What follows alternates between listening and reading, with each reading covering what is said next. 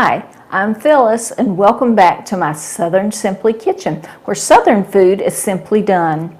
Today I'm going to make some homemade tomato soup, which is something I used to love growing up. My mom would make homemade tomato soup, and she had probably 3 or 4 rows of tomatoes outside in our garden, and they just produced tons of tomatoes. So she would make some tomato soup and it was always so good.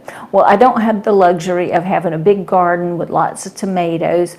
I rely on store-bought tomatoes. So I have been and bought 4 pounds of Roma tomatoes. Roma tomatoes are a kind of an oval shaped tomato. It's really meaty and it doesn't have a lot of seed in it, which I think is a good thing for tomato soup. So you're going to need 4 pounds of Roma tomatoes. Now for my 4 pounds, it took 23 tomatoes. So just an idea of how many you need.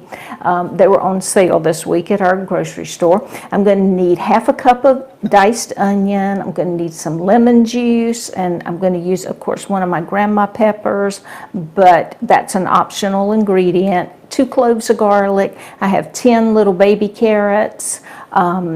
Some balsamic, I have white balsamic vinegar, but you can use sherry vinegar, red wine vinegar, whatever kind of vinegar you prefer. I'm going to need some olive oil, some salt, and some chicken broth or either vegetable broth. If you want to make this a vegetarian or vegan soup, just use your vegetable broth. I had some homemade broth there, so anyway, I've got a cup of broth. So that's what we're going to need. So let's get started, and I'll be back in just a second while you get your ingredients together.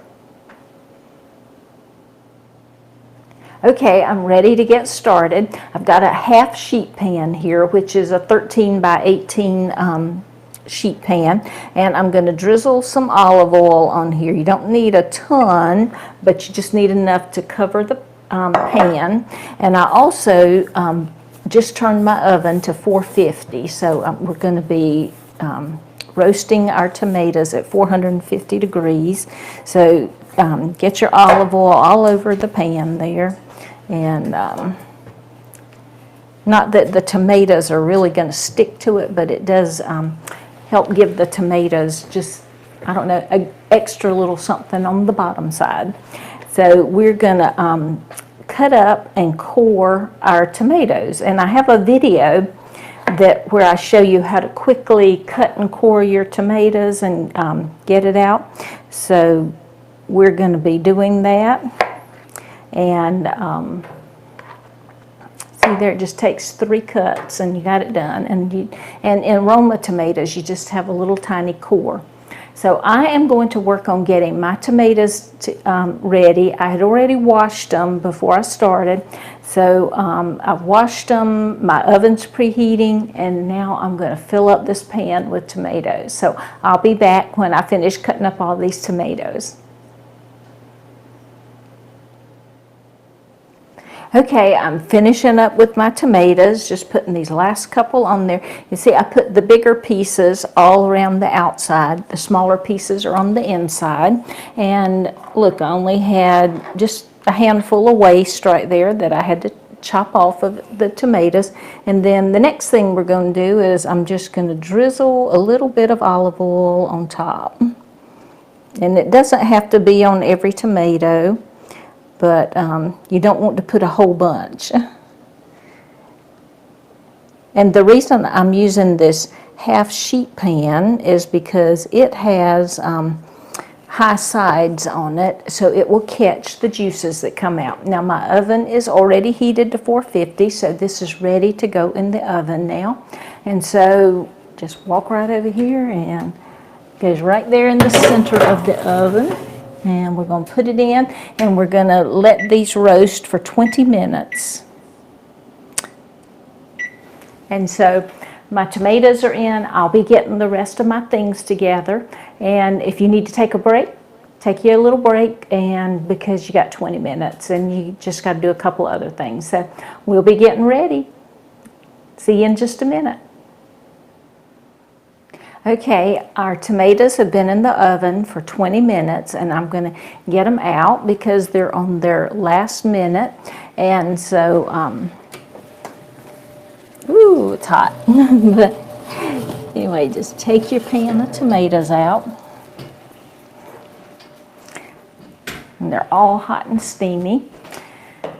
And we're going to make a little room right there in the center. See how the tomatoes are starting to cook down already? And I'm going to put in my half cup of onion. And it doesn't have to be a fine dice, just chop them up. I cut up my 10 carrots, and I cut each carrot into 3 or 4 pieces according to how long they were. Some of them were bigger than others. And, excuse me. And then I have my 2 cloves of garlic. And actually, I like for them to go right down here in the middle of all the other ones. I don't like them on top. I don't want it to burn.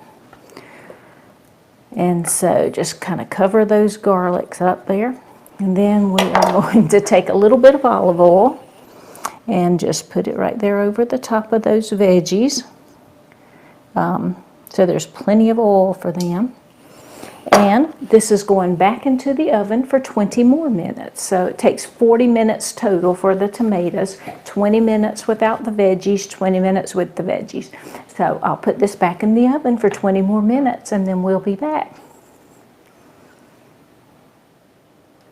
Okay, our tomatoes have been in there for 25 minutes. I checked them, and the carrots were not done enough, so I put them back in for another 5 minutes. So actually it's been 25 minutes this time. So it was 20 minutes the first time, added the veggies, and now it's been 25 minutes. And my timer's fixing to go off, so I'll go ahead and turn off my oven and grab this stuff out. And the tomatoes smell so good. And see how bubbly this is and steamy. And the steamy is what gets the veggies in the center done. And so we have that part done. And so now I need to transfer all this into my little pot. And if you want to check your carrots and stuff, you can just take a little cake tester and you just stick it in some. And it's kind of hard to do it when they're like this, but these seem to be done. So time to transfer it over to my pot. And so just move this really close and just start scooping it up. And I like to get just a little bit off before I put the pot up there, the sheet pan up close to the pot. So anyway, I will work on transferring this, and we'll be back in just a minute. Okay, I got all the tomatoes and the carrots and the onions and the garlic in here. Then I'm going to add the rest of my ingredients. And when you transfer them from your sheet pan, there'll be liquid left on the bottom of the pan. Be sure to dump that over there, and because it's all goodness. And I have one pepper that I use my mortar and pestle on. And that's an optional. If you don't want spice in yours, you don't have to have it. And then I have a half teaspoon of kosher salt. And we have, and you can adjust your seasonings with that. I have a tablespoon of white balsamic vinegar, and you could use the dark balsamic, you could use sherry vinegar, champagne vinegar, citrus vinegar, whatever. And then I have a cup of broth here, of my homemade broth. And so we are ready to blend this up, except for let's add a little bit of lemon juice. And so just give it a squeeze, and I'm thinking we're putting in about a tablespoon of lemon juice, fresh lemon juice. And if you don't have a fresh lemon, of course, just use what you have. And then you could either put this in a food processor, you could put it in a blender, or you can use an immersion blender like I have here. I like the immersion blender because I'm only dirtying up one thing. And then we're just going to blend it up And after it gets blended, I'll turn my burner on, let it heat up and get bubbly, and I will be back, because I'm sure you don't want to just watch me blend this up, but you just blend it up till it's nice and smooth. Doesn't require any tomato, any milk or any product like that. So be back in just a minute. Okay, I'm doing my final blend on this, and if you're using an immersion blender, just remember, do not start this on high. You start it on low, and if you will tilt your immersion blender in your liquid just a little bit, just not straight on the bottom, but just over a little bit, it kind of creates a funnel in here, and it just brings the stuff, mixes it up for you. You don't have to do very much work at all. And so I believe this is ready, or it sure does look like it. It looks like it's all blended up. And there we go. And we're going to take the blender apart. There we go. And let me taste it for seasoning, see if we need to add any more salt or anything, because this soup is still nice and warm. Oh, this is going to be good. You're going to like this. So we'll be back in just a minute, and I'll serve up some. Okay, our soup is finished. I've brought it up to a simmer. You can see some little bubbles forming in it there. And I think it is ready to serve.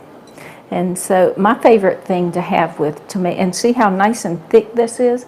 And we didn't have to add any thickener, anything to it. It's just tomato soup. Pretty much just tomatoes, little carrots, onion, and garlic. So anyway, just serve yourself up a beautiful bowl of this soup. And then you can have a taste. I like to serve it with some sourdough bread with some pimento cheese on it, maybe some toasted sourdough bread with pimento cheese. That's one of my favorites. So anyway, we will give this a taste.